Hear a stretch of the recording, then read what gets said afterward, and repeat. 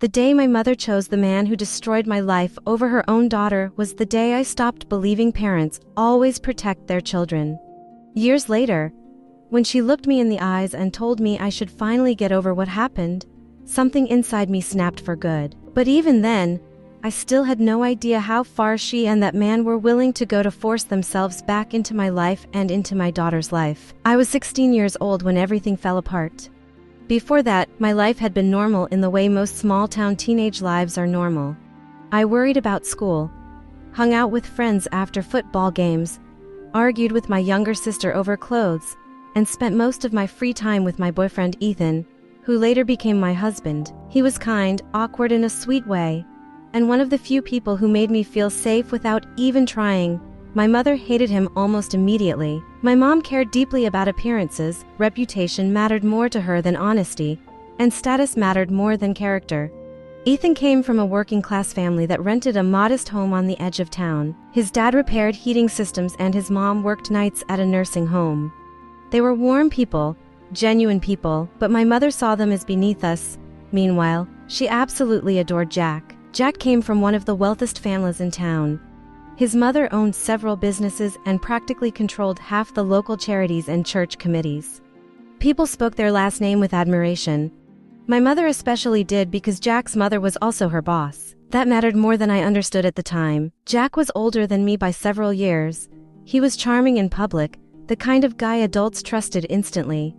Teachers loved him, church members praised him. Parents called him respectful and mature.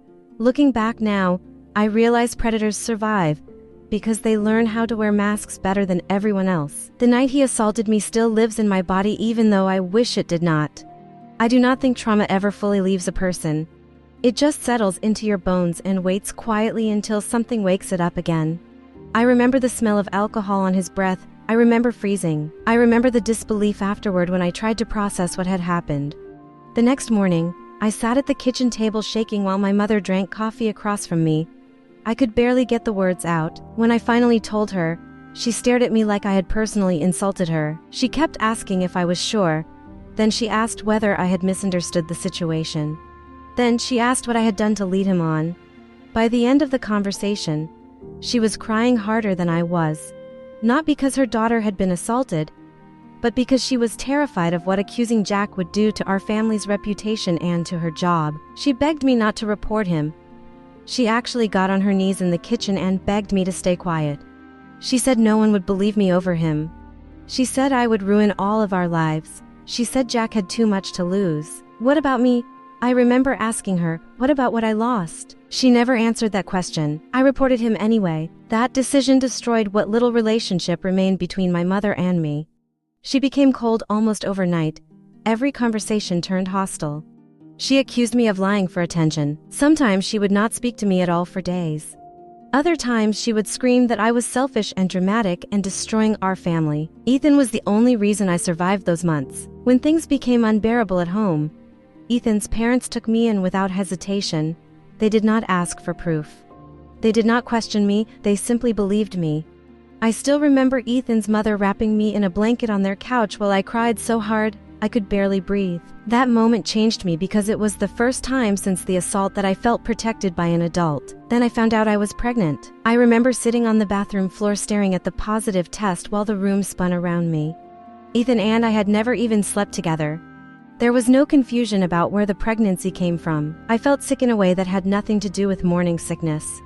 I felt trapped inside a nightmare that would never end. Ethan sat beside me for hours that night while I cried into his sweatshirt. He never once looked at me differently, never once blamed me. He just held me and told me we would survive it together. Months later, the trial finally happened. Jack took a plea deal. He admitted to the charges, but because of his family's lawyers and influence, he avoided jail time. The only real restriction placed on him was that he would have no legal right to contact or see my child. I remember feeling them when the judge finalized everything. It felt like the world was telling me that what happened to me mattered less because the man who did it came from the right family. 9 months later, my daughter Emma was born. The moment I held her, everything changed. She was tiny and perfect and innocent, I loved her so fiercely it scared me. Looking at her made me realize I would burn the world down before I let anyone hurt her the way I had been hurt. That was when my mother suddenly wanted to reconcile. She showed up at the hospital crying and apologizing for everything. She said she had been wrong. She said she wanted another chance. She begged me to come home. Deep down, something felt off about it. But I was exhausted and emotional and desperate to believe my mother finally loved me more than appearances. So I forgave her. At first, things actually seemed better. For almost a year, my mother played the role of perfect grandmother. She cooked dinner every night. She babysat Emma while I rested. She apologized repeatedly for how she treated me during the trial. Sometimes I even caught myself believing we might actually heal from everything. Then I started college 2 hours away. My mother offered to retire early so she could watch Emma while I attended classes during the week. I stayed on campus Monday through Friday and came home most weekends. Looking back now, that arrangement became the biggest mistake of my life. One Thursday, a huge snowstorm hit unexpectedly and classes were canceled through Friday. I decided to surprise my mother by coming home early. I remember driving carefully through the snow, imagining Emma running toward me when I walked through the door. Instead, I walked into hell. The house smelled like coffee and cinnamon candles when I stepped inside. I heard voices in the kitchen and smiled at first because I thought maybe my mom had company over. Then I turned the corner. Jack was standing there holding Emma. For a second, my brain refused to process what I was seeing. My mother stood beside him smiling nervously while Jack's mother sat at the kitchen table drinking coffee like this was some normal family gathering. The second Jack looked up and saw me, the entire room changed. I screamed before I even realized I was screaming. I ripped Emma out of his arms so fast she started crying.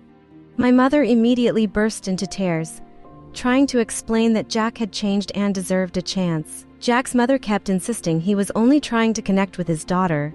Hearing that word made me feel physically sick. My daughter, as if Emma was some reward he deserved access to after what he had done. I ran upstairs shaking violently and threw clothes into a bag while my mother followed me begging for forgiveness.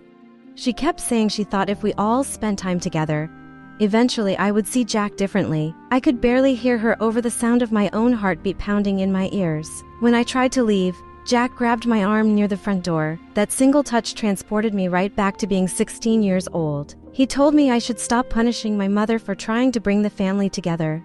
I yanked away so hard I almost fell backward carrying Emma. I told my mother I would never forgive her again as long as I lived. Then I walked out. I ignored her calls for months afterward. Hundreds of calls, voicemails full of crying and apologies.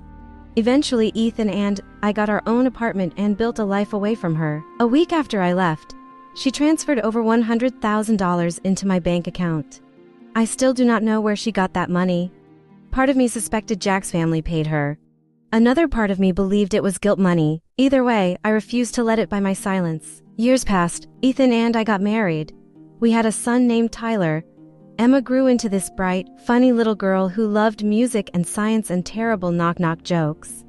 For 10 years, my mother barely saw any of us. The next time I saw her in person was at my younger sister's wedding. She looked older and smaller somehow. During the reception, she approached me carefully and asked about Emma, about Tyler, about my pregnancy with our third child. She said she wanted to repair our relationship before she died someday.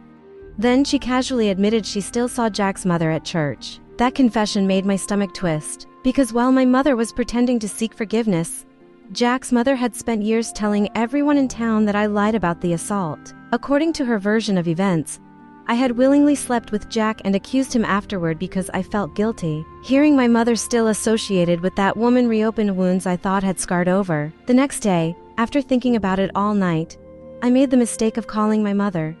Some small stupid part of me wanted closure, maybe even peace. At first, the conversation felt normal. We talked about the kids, about life, about my sister's wedding. Then somehow the conversation shifted toward church, which led directly to Jack. My mother started telling me how much Emma resembled Jack's other children. I felt my entire body tense instantly. I told her I did not want to discuss him. She ignored me completely. She started talking about how much Jack regretted what happened and how he had become a better man. Then she said the sentence that destroyed whatever tiny piece of hope I still had left. "You should be over it by now." I so read. For years, my mother had only listened to Jack's version of events. She had never once sat down and asked me what truly happened that night.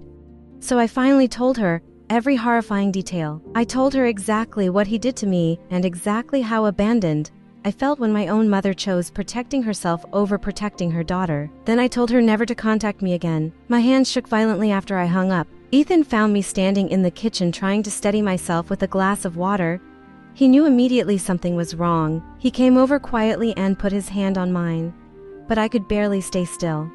Anger and panic were crashing through me at the same time. That was when the doorbell rang. Ethan answered it while I stayed frozen in the kitchen. A minute later, he walked back holding a pink-wrapped package addressed to Emma. There was no return address. The second I saw it, dread settled into my chest. Inside was a silver necklace with a heart pendant and a small note that read, "For Emma from someone who cares." I threw it straight into the trash. More packages followed over the next few weeks. A bracelet, a scrapbook, a children's book about family history. Each one made my skin crawl worse than the last. Ethan and I intercepted everything before Emma could see it. Then one afternoon, Emma came home excited about a new online friend. The moment she said he knew personal details about our family, I felt ice spread through my veins. I asked to see the messages. The account belonged to someone named Sebastian, but it was obvious whoever ran it knew intimate details about my childhood, my mother, and our family history. Information Emma could only have learned from someone close to us. I immediately made her block the account. That night, I called my mother. At first, she denied everything. But when she accidentally asked whether Emma liked the gifts, she exposed herself completely. She admitted she thought maybe Jack could slowly build a relationship with Emma through nice gestures. I hung up before she could finish. From that moment forward, fear became part of my daily life. I checked every lock twice before bed. I drove Emma everywhere personally. I monitored her online accounts obsessively. Ethan installed cameras around the house while I documented every suspicious incident. Then Jack started showing up in public, always at a distance, always just close enough for me to notice him. At Emma's spring concert, I spotted him standing in the shadows near the back wall. During Tyler's soccer game, I saw him parked across the street watching.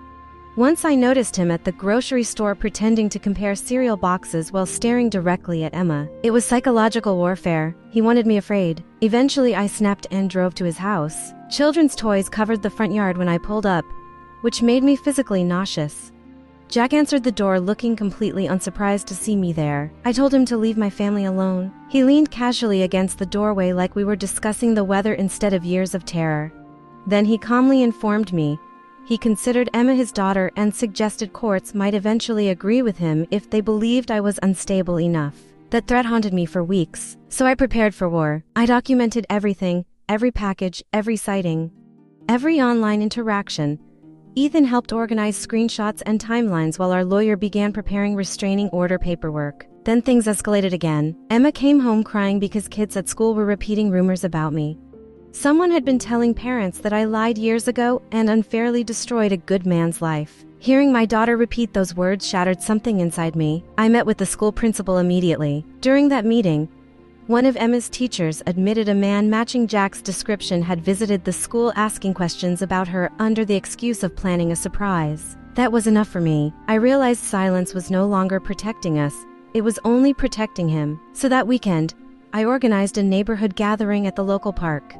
Standing in front of dozens of neighbors and parents, I explained that someone dangerous from my past was attempting to contact my daughter. I did not share graphic details, but I made it clear we needed help keeping our children safe. The support I received overwhelmed me. People volunteered to monitor school pickups. Parents promised to report suspicious behavior immediately. For the first time since I was 16, I felt something powerful. I felt believed. Jack retaliated almost immediately. A few weeks later, I was served legal papers. My mother and Jack had filed complaints claiming I was emotionally harming Emma by isolating her from biological family members. I remember staring at those papers at my kitchen table while my hands trembled uncontrollably. My own mother had officially sided with the man who assaulted me in an attempt to gain access to my child. The betrayal hollowed me out. The months leading up to court were brutal. Emma sensed the stress even though we tried to shield her from it. She became quieter and clingier, asking repeatedly if everything was okay. The morning of the hearing, I thought I might throw up. Jack sat across the courtroom beside my mother looking polished and calm. My mother refused to look at me at all. Their lawyer painted me as unstable and paranoid. They twisted my attempts to protect Emma into evidence that I was emotionally unwell. They presented church members who praised Jack's transformation and described him as a devoted family man. Listening to strangers defend him felt like suffocating. Then our lawyer began presenting our evidence: the screenshots, the gifts, the fake online account. Security footage showing Jack lingering near our home and Emma's school activities. Phone records connecting my mother to the timing of the packages. Slowly, the judge's expression began changing. Then something happened none of us expected. Emma asked to speak privately with the judge. My heart nearly stopped. When the judge returned 20 minutes later, the atmosphere in the courtroom had completely shifted. She announced that after reviewing the evidence and hearing Emma's concerns, she was denying every petition filed against us. Then she granted a permanent restraining order against Jack. I nearly collapsed from relief. As everyone stood to leave, Jack brushed past me and quietly whispered that this was not over. But for the first time in years, I was no longer afraid of him, because this time, I was not 16 anymore. I was not alone anymore. And unlike the frightened girl my mother abandoned all those years ago, I finally understood something important. Family is not the people who share your blood. Family is the people who protect you when it would be easier not to. My mother lost the right to call herself family the moment she chose comfort over her daughter's safety. And no amount of apologies, money, tears, or guilt will ever change that again. Today my children are safe, Emma is thriving. Tyler is growing into the kindest little boy I have ever known. My youngest daughter will never grow up questioning whether her mother would protect her because she already knows the answer. I would destroy anyone who tried to hurt my children, even if that person shared my last name.